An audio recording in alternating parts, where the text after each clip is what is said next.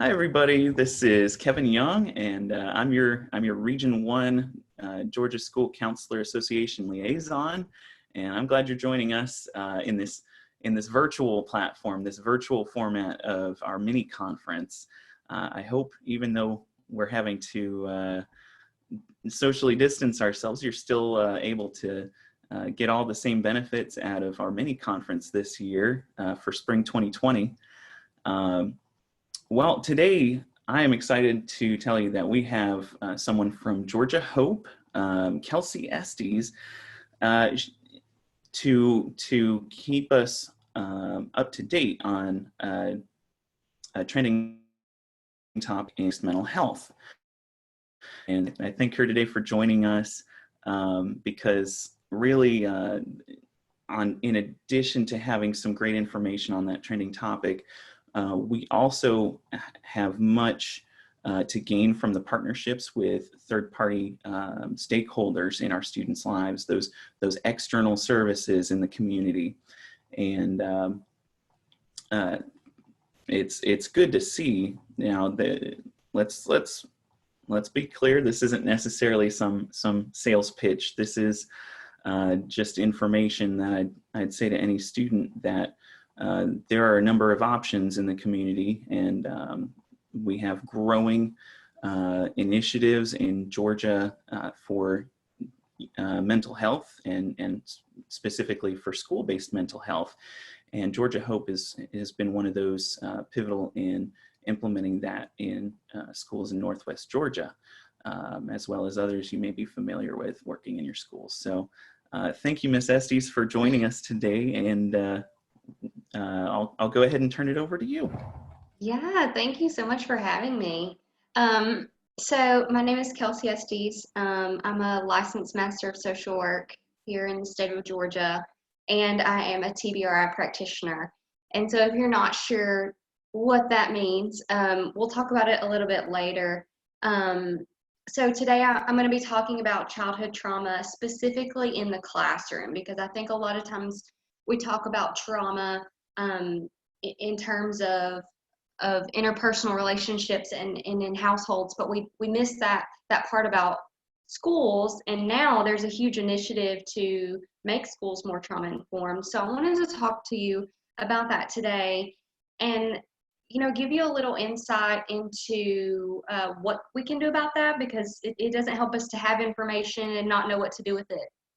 So to have something we can implement, and then I want to talk to you about how I've implemented these things and a little bit of what I do in my own school. I'm a Georgia Hope school-based therapist, and I'm the regional manager. So if anybody ever has any questions following this, please feel free to reach out to Kevin, and he can link you with my contact information. But for now, let's go ahead and get started. So defining trauma, what is trauma? Usually when I say trauma to someone who's not in the mental health field, they automatically think of like a car wreck or some type of physical injury. But in today's case, we're going to be talking about the emotional response to a negative event. And there's three main types of trauma. There's acute, and this would be one incident that happens that's traumatic to us. Maybe we are involved in a car wreck, and that's the only negative event that we've been exposed to so far in our life. That would be an acute trauma. And then we have chronic trauma. So chronic trauma is the same negative event over and over. So this is where we think about child abuse or child neglect. So a child who is repeatedly harmed at home over a period of time. That's chronic. And then we have complex. And complex is what we're seeing a lot of now, and it's a newer term, I would say. And complex trauma is when a person has chronic trauma, so they have this trauma over and over and over, but it may be different events. So it may be that I'm physically abused at home, but then we also don't have food. And then I go to school and I'm bullied. So those are three different types of traumas that would all interplay over a period of time to create this complex trauma. So what are risks for trauma? What are these events that could be considered a traumatic event? And there's an extensive list. I've hit some of the highlights, and I tried to put in some of the ones that people don't really consider, that I think is important for us as counselors and people working in the school system to be aware of. So the first I put on here is difficult pregnancy or birth. We often don't think about that being traumatic because a child has just been brought into this world, or maybe they're still in the womb. But what we know is that when a mother experiences high levels of stress or medical issues, all of those negative hormones, the levels of cortisol are going into the baby as well, because they're connected. And so when the baby's born, they still have those high levels of cortisol and they're stressed. And that can be very traumatic for an infant. We think about medical problems. So I'm sure all of you have had experience with children who have great families. They're fantastic families. They do everything that you ask, but the child is still just not functioning the way that they need to be. They're not developmentally there. And a lot of times that's due to medical problems. Were they born with a developmental delay? Were they born missing a limb? Those things are traumatic, and they interplay in our everyday lives. And then we have neglect, which would be missing out on our essential needs: food, water, shelter. That's neglect. And unfortunately, a lot of our lower income families neglect their children, and it's not because they don't want to give those things, it's that they don't have the means, they don't have the resources to provide that. But we still have to consider that childhood neglect, which is really a catch-22, because then sometimes those children end up in foster care, and now we have a complex trauma when we just had a chronic one. And then we have abuse. And I'm sure everyone's familiar with the three main types: emotional, physical, sexual. Exposure to violence. So maybe a kid just sees violence, and this could even be in their community. This may not even be in their home, but we think about children living in these low-income areas where they are exposed to crime. Maybe they're not a direct victim, but they're experiencing because they're witnessing. We think about, when I talk about this, I usually refer to like 9/11, and there's so many studies that children who were just exposed to that on TV, or maybe they were, in New York, and they have this trauma, these emotional disturbances, and they weren't actually a part of that, but they were exposed to that violence. And then we have natural disasters: Hurricane Katrina, tornadoes that destroys a person's home, a fire. Those things are very traumatic too. And I really think those are just the exposure and the natural disasters are things that we often don't think about when we think about childhood trauma. So we've defined trauma, and now I want to talk a little bit about brain development and how trauma can change that trajectory of development.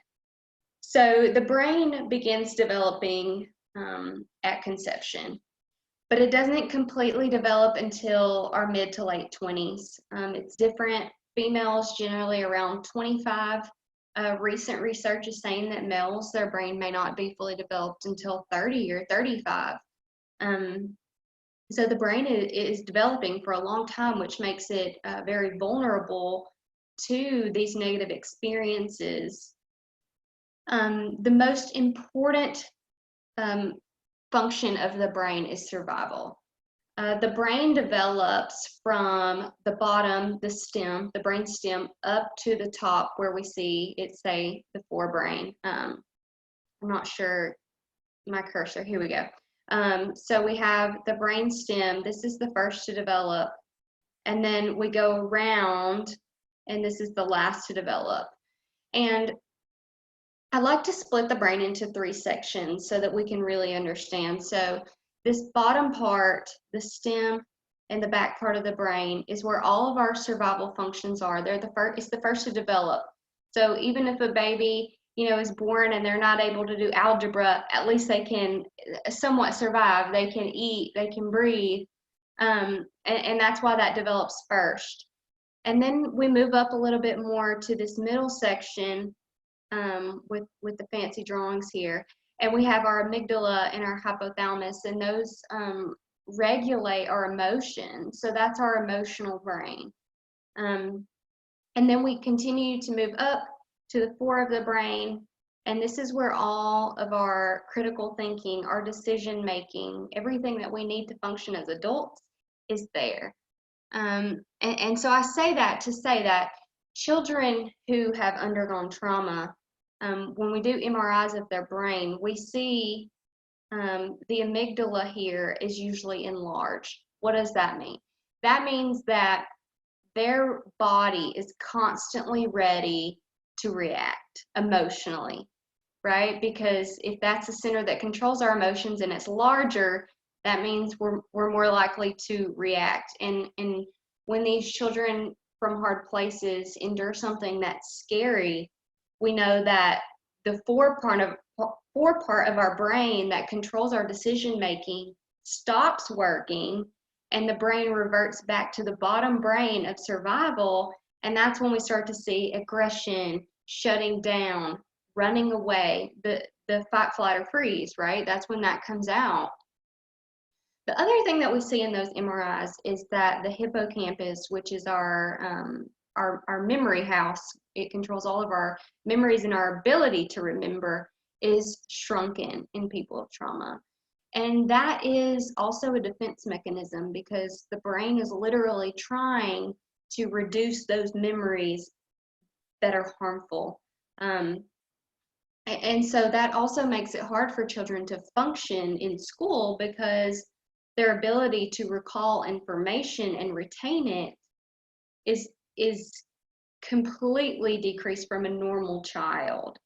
And I think that's so important to know, because we often know that children from trauma, children from hard places, behave in erratic or aggressive ways, but here's the why behind it, right? So that's just a little bit about brain development. I could talk about the brain for hours and hours, but I'm not going to do that, because that's usually when people fall asleep. So now I want to talk about the manifestation. So we know how it affects our brain, and we know that our brain is the powerhouse for our entire body, right? And so trauma directly affects our entire body because of that. So aside from the negative impact of a car wreck on our body, right, there's that emotional part that also negatively affects our body. And I put a little fancy chart over here, and it's a little bit cut off, but I love this. It's a circle for the attachment cycle, and what researchers say is that attachment is like a dance between an adult and a child. And I don't even want to say caregiver in this instance, because at school we're the adults and we are the caregiver, and so that's a little bit different relationship. But this chart really demonstrates that children express a need, whether that be hunger or a hug. They just need someone to listen, and so they're under distress, right? Because they have this need and it's not being met. But when we, who are safe adults, maybe we give them a meal at lunch, or we give them a snack in our class, then their nerves kind of calm down, and then they're like, okay. But then the next thing happens. So that would be a normal dance. A normal dance between a caregiver and a child is that they express a need, we fulfill it. They express a need, we fulfill it. They express a need, we fulfill it. Children from trauma, specifically from hard places where there's been abuse or neglect or an absent parent, maybe they're not trying to be neglectful or abusive, but they're just working all the time and they're a single parent, so they can't be there. There's no one there to provide the need. So they're expressing this need. Their body is undergoing distress because they're like, oh my gosh, I'm so hungry. My stomach hurts. Now I'm hangry. Now I'm angry. And then there's just nothing to ever satisfy it. And so they learn dysfunctional behaviors to meet that need. This, for instance, a child who doesn't have food at home may begin hoarding food. They may begin stealing food from school. So they learn how to meet their need in a dysfunctional way. So what does that look like? In preschool, you'll see on here, 2 to 3 years old, we may just see some dysregulation in behavior. We may see that they don't get along with other kids. Maybe they are up running around. They just don't really interact normally, developmentally appropriately with the other kids. Around 4 to 6, we start seeing ADHD. And you know, ADHD is one of those that is so commonly diagnosed now. And I would truly argue, and there are studies to back this up, it's not just my personal opinion, but that a lot of times ADHD is actually just the manifestation of trauma. It's the manifestation of dysregulatory behaviors, the inability to self-soothe. And so that portrays itself as ADHD, inability to focus, always needing to be up and around and around and around, needing to control the situation. Those are direct symptoms of someone who has PTSD, but you know, in younger kids, we usually diagnose with ADHD. Once they start getting up the late elementary age, almost to middle school, 8 to 10, we start seeing the symptoms more as depression or anxiety. They're usually by this age, their verbal skills are better, and so they're able to say, I'm sad, instead of just locking down and hiding under the desk in your classroom. Or they're able to say, like, I just feel anxious. A lot of 8 to 10-year-olds know the word anxiety now. And so they're able to verbalize those needs. And then recently we've seen after about 12, once they hit the middle school and high school age, diagnosis of bipolar, because we think of bipolar as being these extremes in behavior, a period of severe depression followed by a period of manic behaviors. And that fits perfectly with this enlarged amygdala, right? The inability to regulate your emotions. So of course we would be, one day, you know, we're severely depressed, and then, you know, the next day we're manic. It makes complete sense when you look at it from a trauma-informed perspective. Other diagnoses that we would see with children with trauma, ODD, which is, you know, they're not going to do what you say. And then sensory processing disorder. And this one's really interesting to me, and one that I've more recently spent a lot of time studying because we don't talk about it very often. This is one that's often mistaken for ADHD. This is where we see kids, or autism. This is where we see kids who may just have a complete meltdown and we have no idea why. And what it is their environment, our environment, we use our senses for everything. We're always looking at something, smelling something, hearing something, and these children are getting all this input into their head, and their brain is like, whoa, wait a minute. I don't know how to separate it. So I'm just gonna melt down. I'm just gonna fall out on the floor because I have all this stuff going on and I don't know what to do with it. I call this a neurological traffic jam. So it's literally, there's these sounds, there's these smells, there's these feelings, and I don't know what to do with it. It's just too much.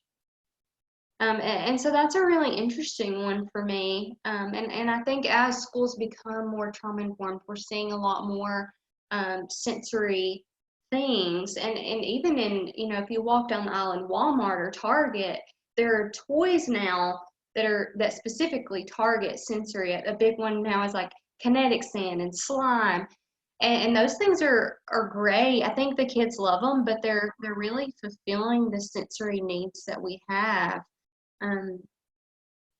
So I said that trauma affects the whole body. So what would that look like as an adult? So we have these children now, right? Elementary, middle, high school, we may, but we may not see some of the medical issues.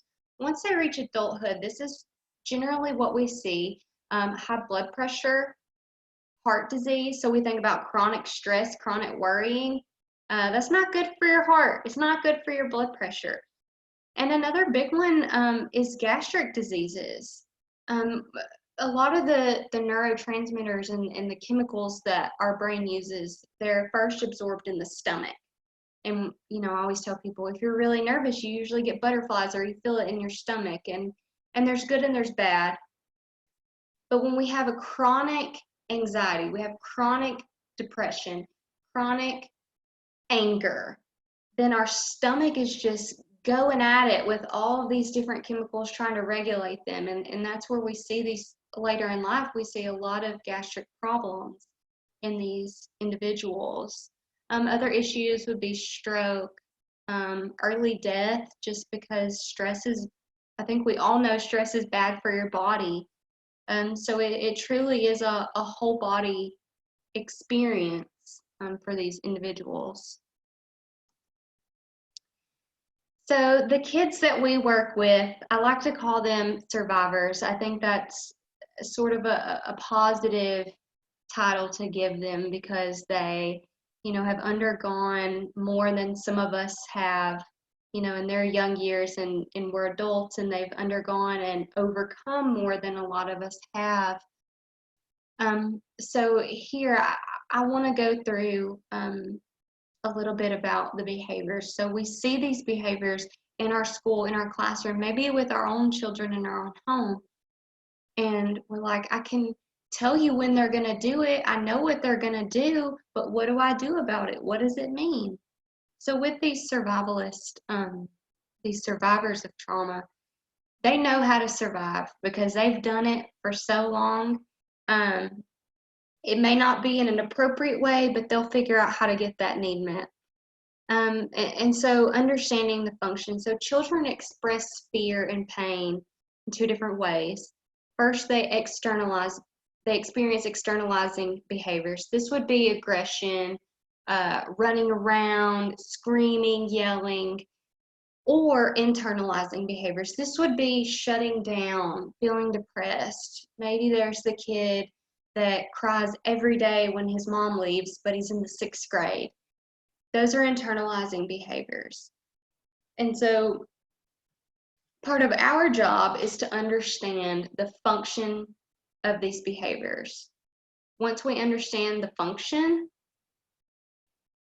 then we can target it and figure out how to meet that need. So I put a little chart here with some behaviors that I think are really common. So when a child becomes easily angry, what they may be trying to say in their own way, their learned behavior, is that I'm scared and I'm trying to protect myself. If they're nervous, if they're constantly running around the classroom or the school or the lunchroom, what their body may be saying is, I've got to stay alert because, like the world is not safe. So I need to always be on my toes and ready to go. A child that always disobeys your instructions, and this is a rough one for most teachers, I think, is the disobedience. What they're saying here is that they need to be in control, because when they feel like they're in control, they're safe. And they feel maybe that when adults are in control, that's unsafe because adults have let them down so many times before, right? I mean, if they can't trust their parents, it's really hard for them to trust, us in the school setting. So we've talked a lot about needs, and this is Maslow's hierarchy of needs, a common, thing that we study in Psychology 101. But this is truly accurate, especially when considering someone of trauma. We want in school, we want them to make friends, we want them to succeed academically, we want them to be their best selves, to be completely connected. But in order to do that, we have to start from the bottom up. So we have to meet those needs. Do they have food and water? Because we know that a child who's hungry is probably not going to be doing their math work. They're going to be focused on, when is lunch? When can I get my next meal? There's the kids who always sleep in class because maybe they don't sleep at home and school is the only safe place they have, so they just take the opportunity to sleep. And then we have our safety needs, and this is one of my favorites to talk about, because we have true safety and then we have felt safety.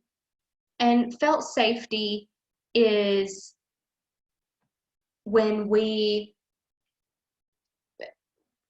truly just feel at peace with where we are. We know that the people around us are going to take care of us. And then we have situations such as, for some people, school may be a safe place, but they don't feel safe because they're surrounded by adults, and at home, the adults they're not great people. So then they come to school surrounded by other adults. And even if we're trying to tell them school's a safe place, we're going to take care of you here, they don't believe it in their core, right? And so we have to really hone in on these two first. Are the physiological needs being met? And are we making sure that this child experiences felt safety? And if we get those two, then we can start moving higher up, building strong and healthy relationships, having them succeed academically. But first, we really have to focus in on those needs.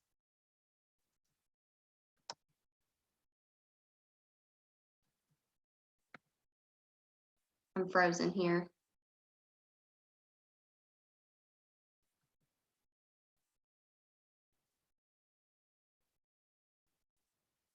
Here we go. Okay. So like I said, sorry guys. So what I said is that, what do we do about it? So we know these things. We're informed of trauma. We know what trauma is. We know what it looks like. What do we do about it? So in the beginning, I said that I was a TBRI practitioner. Here's what that means. TBR is a trust-based relational intervention. So it's an evidence-based practice that was created by the Karen Purvis Institute of Child Development, and that's at Texas Christian University. But what this intervention is really all about building relationships, and through that we help children learn to self-soothe, learn to regulate, learn to express their needs, their thoughts, their feelings, in order to put them back on the natural developmental trajectory that they should be on. And what I love so much about this is that although it says an intervention, it's not some big scientific thing that takes so much time to implement. It's something that, like, I teach parents and parents use it. It is so easy. You don't have to have a PhD. You can just use it, and it's so effective. And as we go through this, what this is, I'm going to talk a little bit about what I do at my school. So I'm a Georgia Hope counselor. I'm based inside of Elm Street Elementary. And beginning last year in January, so a little bit over a year ago, we brought this in. I was practitioner trained, and you know, we have a lot of minorities. We have a lot of children from hard places, a lot of children of color, and we knew that we needed to do something because our academic scores, we were getting a big fat F on all state standardized testing. So I said, well, let's try this. And the principal, she was completely on board, and we've really worked as a team because I'm not a teacher. I'm a college professor. That's a little bit different, but you know, I'm not a classroom teacher, and I'm a therapist. And so learning how to integrate this has been a challenge, but I would say that it has worked. And I'm going to show you guys some data. It's worked. And it has just improved. I believe that our school climate is like no other. And I've been more recently working on training the other therapists that are on my team so that they can implement it throughout Rome and Floyd County schools. So that's our initiative for next year, is to roll it out in all Rome City schools. So fingers crossed that goes well. I'm so excited. Anyways, back to this. So TBRI is, again, working from the bottom up. So we talked about the base needs in working up. So there's three main principles: connecting, building relationships. There's empowering, giving kids the skills and tools that they need to be successful on their own. And then correcting. Correcting is when we see those dysfunctional behaviors and we use that opportunity where we could just discipline. Instead of that, we use the opportunity to teach a functional, more appropriate behavior. So connecting in the classroom, what does this look like? How can we create a positive interpersonal relationship with students? The first thing I always tell people, examine your own past. See what your own biases are, see what your own experiences are, and how those affect you, because your own experiences are going to play a role in how you respond to students, how you respond to your coworkers. And then the second is just to really be mindful of where these children that you're working with come from. Because I think when they do something that's maybe annoying or frustrating, but then we remember where they come from, we remember what they've been taught, we can have a little bit more empathy and slow our own roll and be like, okay, instead of getting angry, how can I help this child? And that's really hard to do, and it takes a lot of practice, but it works. And then we have some engagement strategies, and engagement is just being completely intentional with your interaction. When you have a student in your office, be intentional. If you have 5 minutes, be intentional. Do something that you think will be effective and helpful for that child, and that may be playing a game of Candyland. That may be what they need, right? Kids love Candyland. And that's intentional because you're giving them the one-on-one attention that they may not get at home. Connecting in the classroom continued. So I wanted to go through some of the engagement strategies that we use here. We use at Elm Street. And this slide's a little bit overwhelming, but I think it's so important. So the first thing is the morning welcome. So this "How do you say hello" poster, we have these outside of every classroom. It's literally like a piece of paper that was printed and laminated in our library. It's nothing fancy, but we have them outside of every classroom. And in the morning after the bell rings, all of the children line up outside the teacher's classroom. Or I'll say as well, the kids who are latecomers, our school counselor and the principal stand at each door and they do this. And the kid, you'll say, "Hi, Jimmy, how are you today?" And then you either like do whatever they want to do. Do they want to fist bump? Do they want to high five you? Do they want to hug? Maybe they want to dab. That's a big one now, I've learned. That's a cool kid thing that they like to do.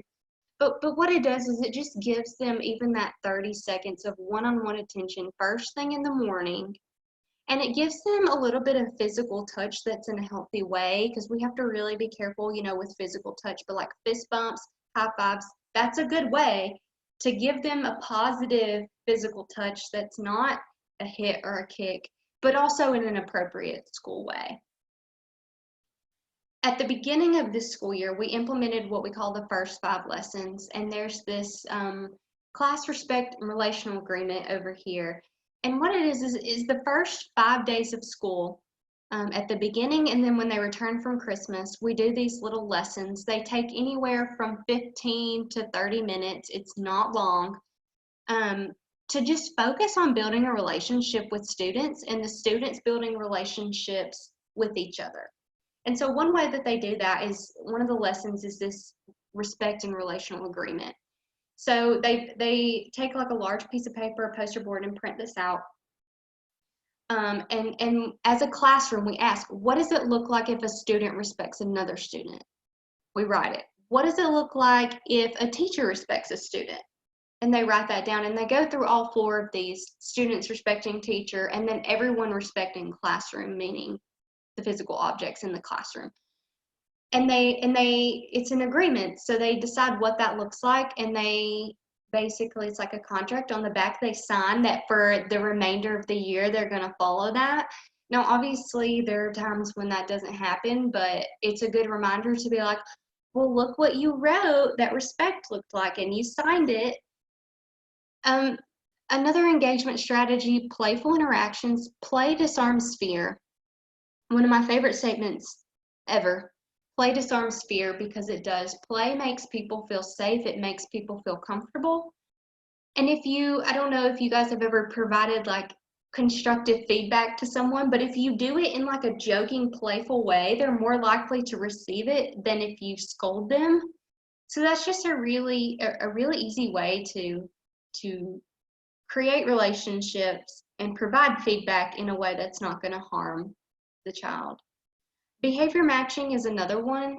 Behavior matching is just if a child is seated, maybe you be seated, or maybe you squat down and get on their level rather than towering over them. If a child is speaking in a really low voice, maybe you speak in a really low voice so that they become more self-aware of their own behaviors. Empowering. So empowering, like I said, is just providing kids with the tools that they need to be successful. In empowering, we have the physiological needs, so hydration, nutrition, sensory stuff. This is just a little picture of a sensory-rich classroom. It's just a bulletin board. My sensory room, I filled with stuff from the Dollar Tree, so it's not expensive stuff, but it really just helps them to feel safe again and to feel like their needs are met. Ecological strategies, this is the big one that I think is so perfect for schools. Routines, routines, routines. Kids strive under structure. And when we see a lot of meltdowns is during transitions. Maybe the activity we're doing is so fun and we don't want to go.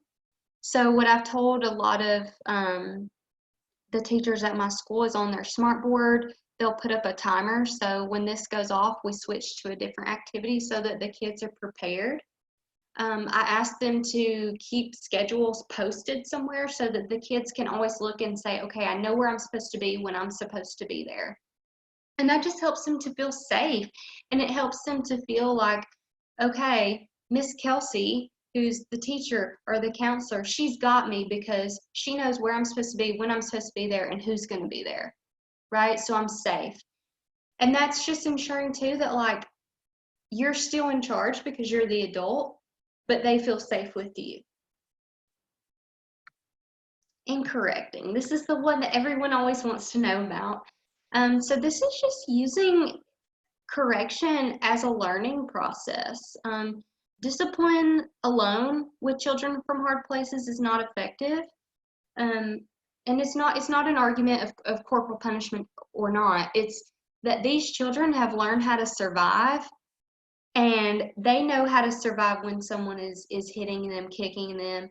And so doing that, they'll probably look at you and say, that doesn't hurt. You can't hurt me, you know, so that they know how to survive no matter the circumstances. And so we have to take a different approach to be effective. To be proactive, give choices and offer compromises. Do you want to go get a drink of water from this water fountain, or do you want to go get a drink of water from this water fountain? Do you want to read this book, or do you want to read this book? You know, just small ways that you can make them feel like they have some type of control. Offer compromises. If they say, no, I hate both of those books, okay, well, which of the books would you like to read? And work from there, you know, it makes it less stressful on us as the adults too, because when we get in this power struggle of I'm the adult and you're the kid, it stresses us out too. And ultimately, it's just truly not worth it in the end, because these little survivors will beat you out every time. That is what I have learned. They can out stubborn you. Redos are a great one. Allow them to redo the behavior. If they throw something, go pick it up and walk with them and say, okay, let's throw this in the trash. And over time, kids really learn. What I've seen, at our school and with my own therapy clients is when they do something that's an impulse behavior, eventually they'll learn to say, may I have a redo? And us as adults, we can ask for redos too. We're not perfect. Maybe a child really irritates you, and then you maybe say something in a harsher tone than you would have liked to, and then you say, oh, I'm sorry, I would like a redo. Right? We can do that too. We can all ask for redos. Um, and that's a great way to build relationships because it lets them know that the adults make mistakes too, and we can fix them, and they make mistakes and we understand. The other responsive strategies, um, really, I won't go into great depth with this because it's a lot, but what I'll say is it's just making sure that the level that you respond is appropriate to the level of the behavior. So, for instance, maybe a child talks out of turn in class. Well, we wouldn't start slamming stuff and throwing things and screaming at them, right? We would just get on their level and say, okay, let's have a redo. How could we do this differently? Can you show me how you can raise your hand? So it's about changing the behavior through teaching.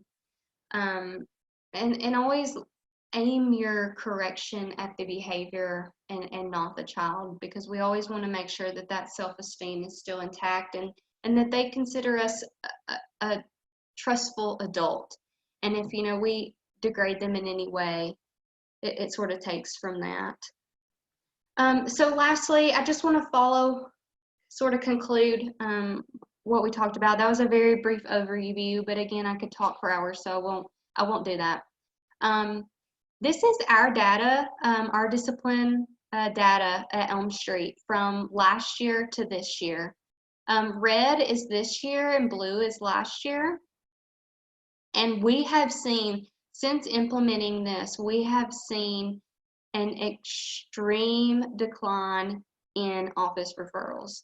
And this doesn't show the minor incidents versus major incidents. It groups them all together, but truly the entire school climate since becoming more trauma-informed and implementing TBRI has just completely changed. I think there's more attunement between school staff and students, and the teachers are better equipped to deal with the behaviors instead of just sending them out to the office or sending them, home. They're able to stay in school more. And I think this just really demonstrates the efficacy of being trauma informed and using TBRI. So these are additional resources, but I would like to take this time, the last couple minutes that I have, to just talk about Georgia Hope. So we have a school-based program, and what that looks like is one of our therapists is housed in school.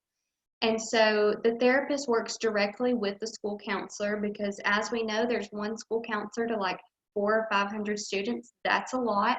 And then school counselors have so many other duties and responsibilities as well. So just taking some of that, and the counselor submits referrals, and then the therapist, begins therapy in school with those kids, which is great because the kids have the services right there. Their parents don't have to pick them up and take them away from school. And then we know that a lot of those families probably don't have the transportation or wouldn't take them to appointments otherwise. So it's just great. It tears down a lot of barriers, and it enables the school to really be engaged in the treatment process as well, which I think is so great, because school is where kids spend most of their time. We do accept Medicaid, Amerigroup, all of those insurances, but I think the main benefit is our APEX program. And our APEX grant allows us to see children who otherwise would not be able to have counseling. So maybe their families have private insurance but can't afford a copay. So we can use the APEX grant, and the family pays nothing, but they're able to get services through us at the school. APEX also funds family engagement nights. So the families are able to get involved with the school, and we really try to hone in on that relationship between the therapist, the school, and the family to get them engaged, and to learn something while they're at it. Um, yeah, so I think it's an interesting program. I've worked for several different agencies, and it's just a bit different from all of those, being able to be in the school and work, directly with the teachers and the school counselor and the principal and the families, so that we can provide like a holistic approach to care. But that's all I have. Again, if anybody ever has any questions or wants to reach out, please get with Kevin and he can link you with me. And I appreciate your time.